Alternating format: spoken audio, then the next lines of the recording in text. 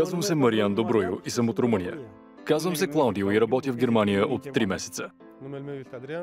Казвам се Адриан и работя в тази компания в областта на селското стопанство, Березеле. Тук в Северна Германия събираме късно зеле от много години. Тук имаме няколко съвета и трикове за това на какво можете да обърнете внимание. Здравето и безопасността при работа са много важни за компанията. Ето защо нашият бригадир редовно обсъжда най-важните точки с нас на брифинг.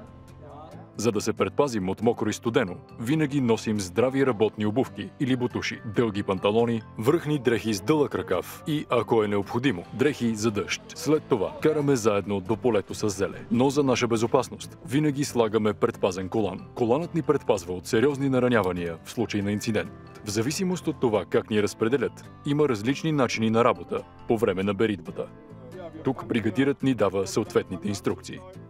Преди да започнем беритбата, изваждаме нож от транспортната кутия. Предпазителят на острието ни предпазва от наранявания, причинени от порязвания или пробиви. Единият вариант е да отрежем зелето на ръка и да го хвърлим върху количката за зеле. След това, отговорното лице поставя зелето в кутията. За предпазване от порязвания и влага, носим предпазни ръкавици с защита от порязвания. Когато режем зелето, гледаме винаги да приклякаме с изправен гръб. Коленете не излизат извън върховете на стъпалата. Това предпазва гърба ни. За да намалим едностранния стрес, редовно се редуваме.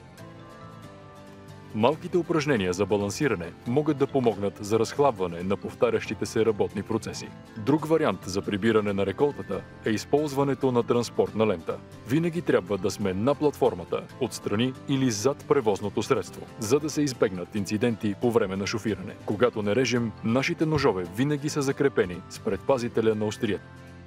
Ако все пак се нараним при рязане, раната трябва да се почисти и обработи незабавно.